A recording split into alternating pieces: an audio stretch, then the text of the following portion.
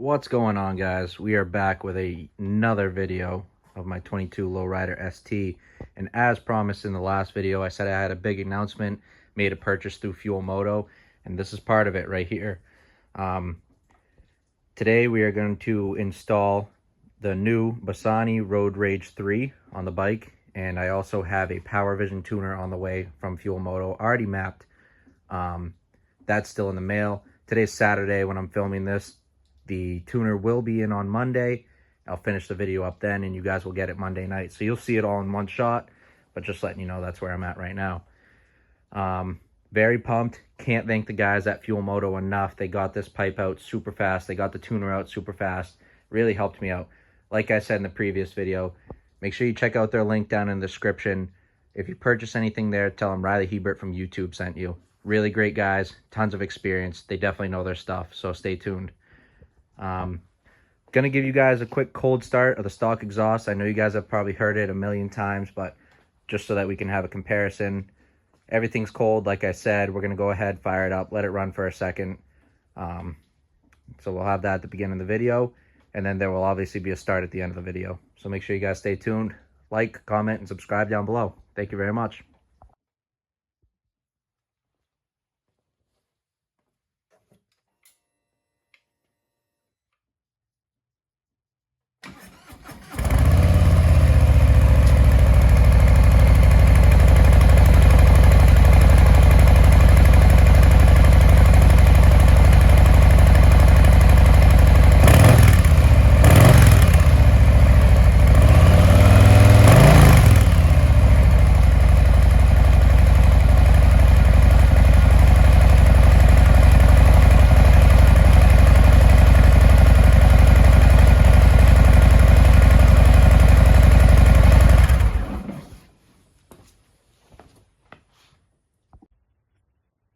So one of the first parts of this exhaust install is obviously the uninstall of your factory setup. Fairly easy, goes by fairly quick. Just a couple things you got to get out of the way first. One being the rear foot peg that we installed in the previous video. You want to take this circlip off, you want to take the rod out, and this whole assembly will actually come sliding out together, which is nice because you don't have to mess with that ball bearing and that spring again, risk losing that again. Same thing for the install. You can literally just put this all back in together as it sits, which is really nice. The next step you're going to want to do is remove or loosen all these hose clamps that run along the heat shield. I believe there's 4 on the top, one right up towards the jug too. You have to loosen them all the way up in order for the heat shield to come sliding off. Otherwise, they'll get hung up. You also do have to give them a little bit of a tug just to get them off, but you're getting rid of this whole system anyway, so don't worry about scratching up the old pipe. You'll be all set. All right, I'll pull those off and we'll get back to it. So once you get most of the shields popped off, you'll notice that you can't get this last one off. What's holding you up is the bracket for the front foot peg and the brake. It's a T45 Torx bit. You're going to want to remove both of those. They are going to be very difficult to remove. They are Loctated. I highly suggest Loctiting them when you put them back in, but I'll go ahead, pop those off, and then we'll get back to it. Once you remove those 2 bolts, you should be able to just drop this bracket, kind of let it hang. Be careful of this. This is your brake actuator. So once that's out of the way, you can go ahead and slide the rest of your heat shields off. Be mindful of your O2 sensor on these top heat shields here, and then we're good. We have all the heat shields removed. We can take it to the next step. So the next step of the process is going to be actually removing these slip-ons.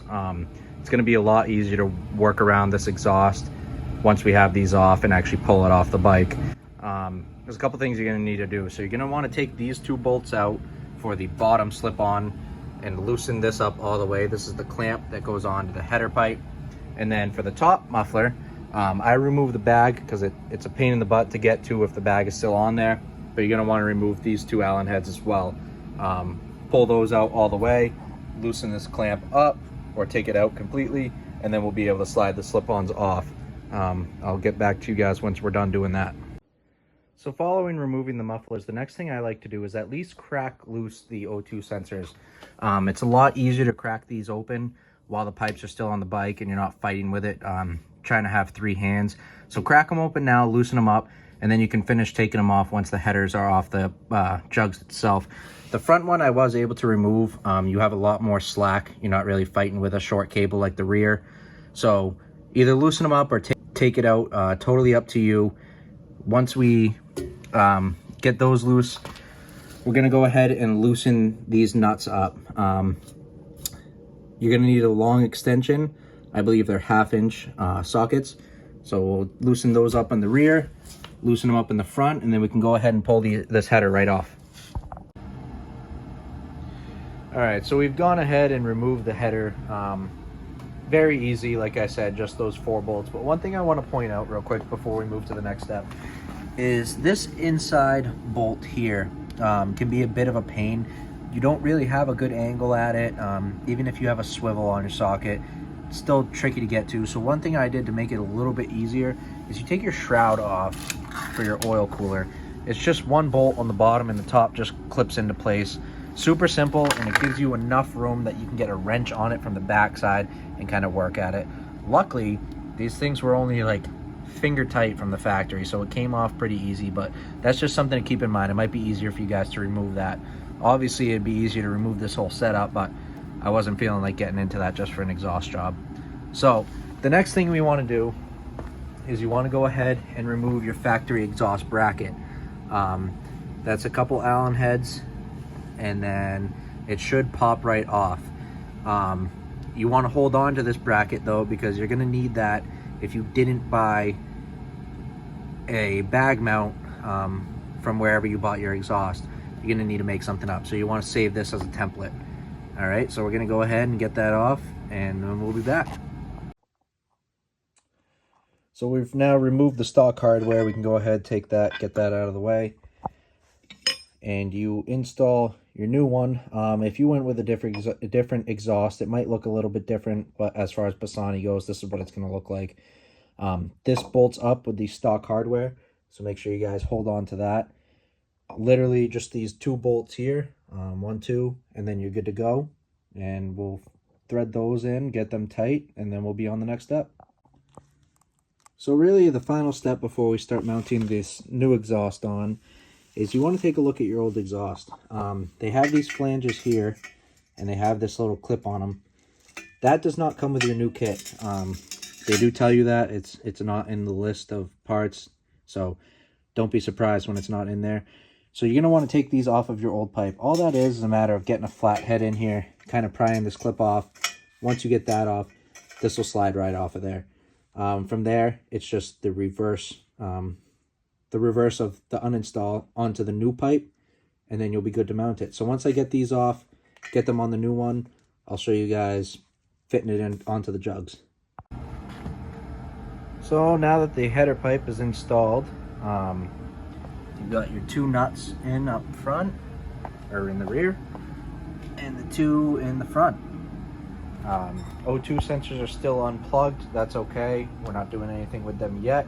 We're now cleared to put the muffler on.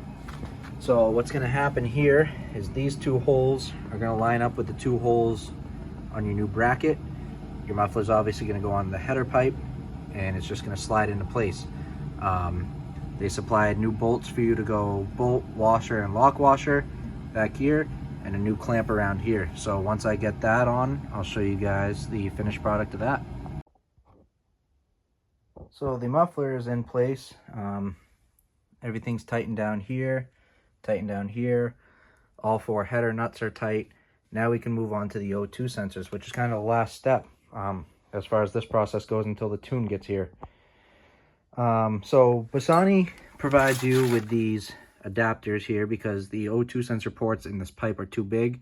So what you want to do, put some of the anti-seize that they also provide on here, just a couple squirts on the thread, tighten this down nice and good, and then you can screw the O2 sensor in from there, front and rear.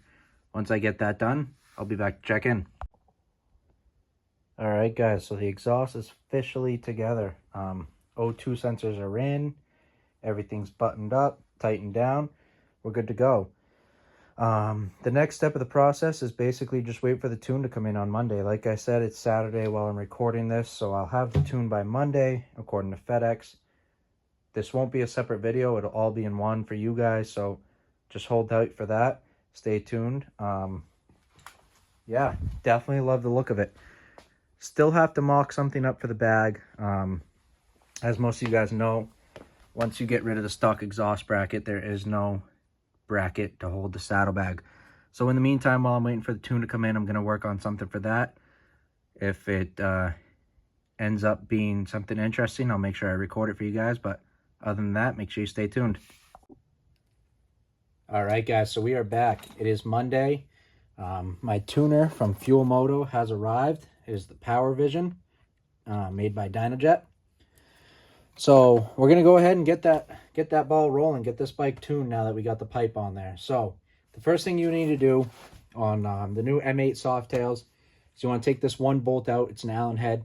Once you've got that off, you can go ahead, give this a little tug. It'll pop right off. It is really good practice when you're tuning a bike. Get it plugged into a trickle charger. I've heard horror stories of bikes coming to get tuned and not being charged up or not being charged. Next thing you know, the bike dies while they're tuning it. It kills the tuner right then and there. Worst case scenario, it could kill your ECM also. So definitely good practice to have it plugged into the trickle charger while you're doing this. Once you get in here, you'll see this plug.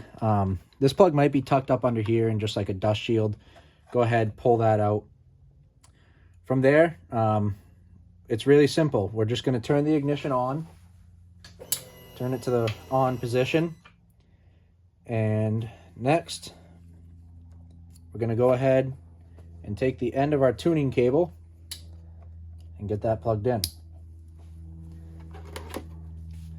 So you can see the Dynojet is turning on, the Power Vision, I should say. I'm sure it's going to take a minute to boot up here.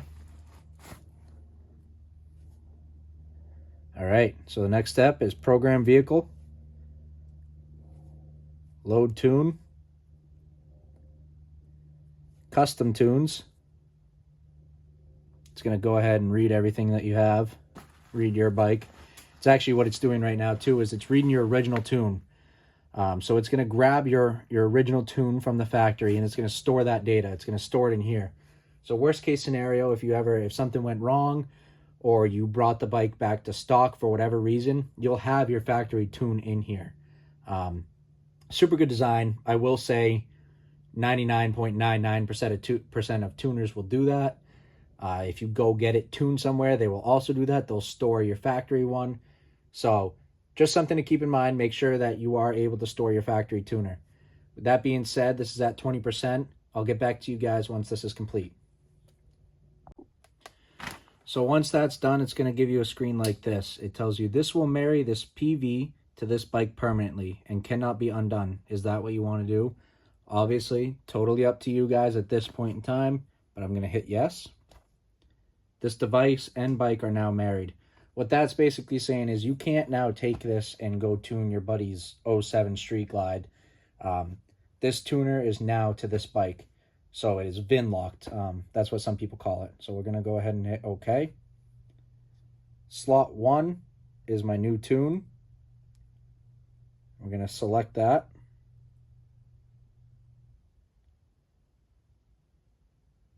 Hit continue. Select flash to send this tune to the ECM flash. So now is loading the tune. This might take a minute sometimes, guys, so I'm going to go ahead and cut, and then we'll be back once it's done.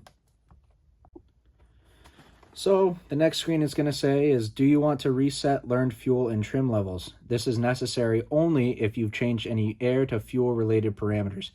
Changing your intake, changing your exhaust, all of that, that is your air and fuel parameters. So we're going to go ahead and click yes. And now it's going to go ahead and load this tune into the bike. And it's writing it in now. So we'll be back. So now it's going to tell you to please turn the key off and wait 10 seconds before turning the key on. So we're going to go ahead and do that.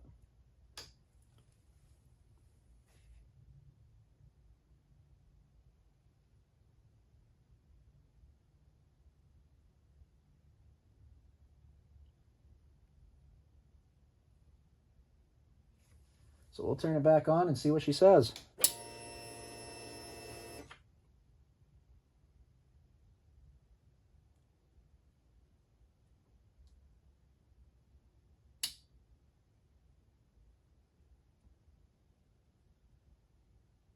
Just like that, we're done.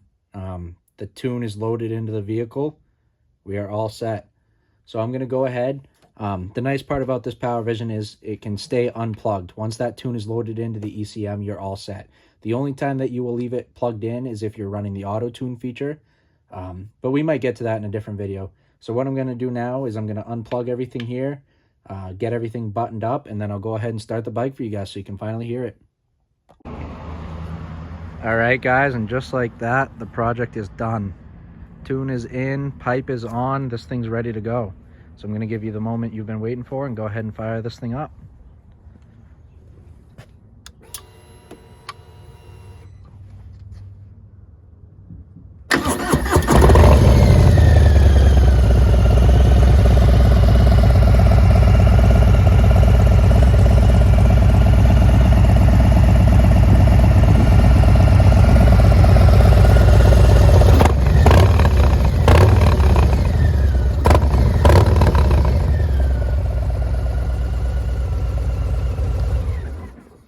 So as you can see, it sounds absolutely amazing.